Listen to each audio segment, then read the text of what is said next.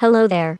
Last week I had a Dutch history video which featured all the wars the Dutch declared and fought at sea, and also our 80 years lasting independence war. In the American history books you will not find that the Dutch were the first with a declaration of independence, and also nothing about the Netherlands being the first with something like a constitution. But there are many more things that are left out of the history books. Because, I guess, that could damage their image of being the super-duper greatest country in the world, which the US clearly isn't. What would you think if I said, there is a big chance that the United States would not have existed without help from the Dutch? That would be ridiculous, right? The story starts with a civil war in Britain, which more or less was fought to get rid of the royals as rulers. The Stuart kings were great centralizers, who attempted to minimize the influence of representative assemblies at home and abroad. In other words, these royals were bleeding the British population dry to finance their own extravagant lifestyles. There was a sort of government, but any attempt to lower the taxes was struck down by a veto by the parliament. To make a long story short, the opposition of the royals asked the Dutch to help them doing that. So Willem III, the Dutch constitutional stadhouder or governor, gathered a large Dutch fleet carrying 21,000 troops which arrived in England on November 5, 1688. The Dutch fleet was 4 times larger than the more famous Spanish Armada of 100 years earlier. A much larger, if less experienced, British army marched to meet the Dutch invasion.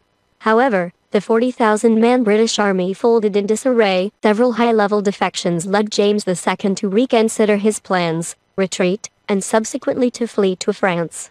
This event went into the history books as the Glorious Revolution. And on popular demand, Willem III became the new king of Britain. This didn't last long because 3 years later he fell off his horse and died of a broken collarbone soon after. But his short rule has established that the Dutch could be trusted to ask for help and actually getting it.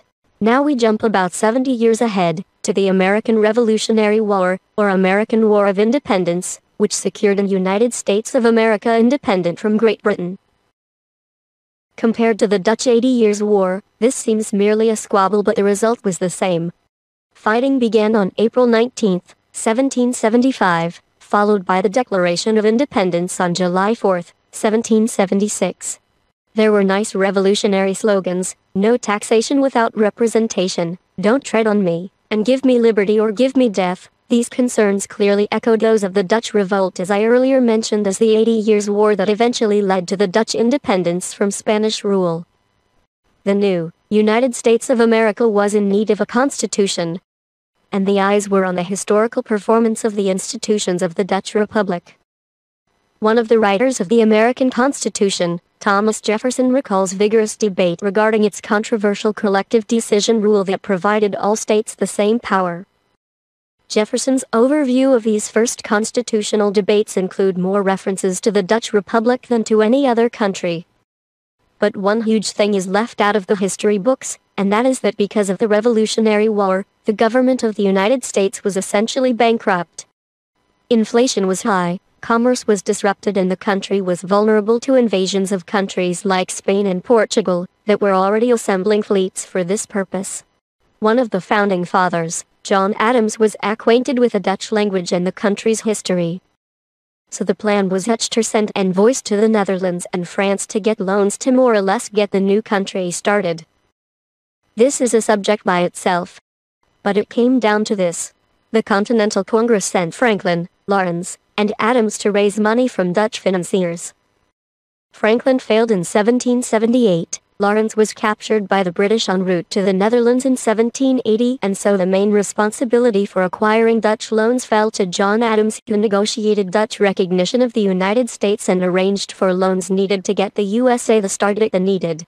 In return, the Dutch would gain trade concessions within the United States. Here's even a less-known story. To protect the Dutch investments and earn some money on the side, the heavily armed Dutch trading fleet got letters of marque to attack ships from non-favored countries like Spain and Portugal en route to the USA.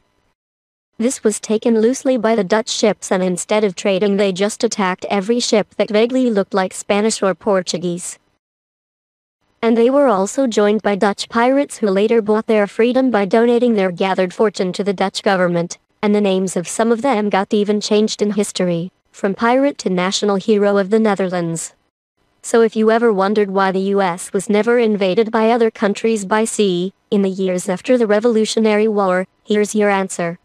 Without the help of the Dutch fleet, history could have been quite different for the United States.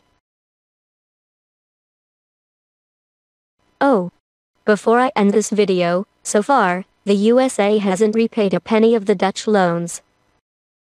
Before American viewers start accusing me of lying, this was not a made-up story. In the description box is the link to the peer-reviewed history research paper. This is what I have about the connection between the Dutch and the Americans. I will find something else for next week.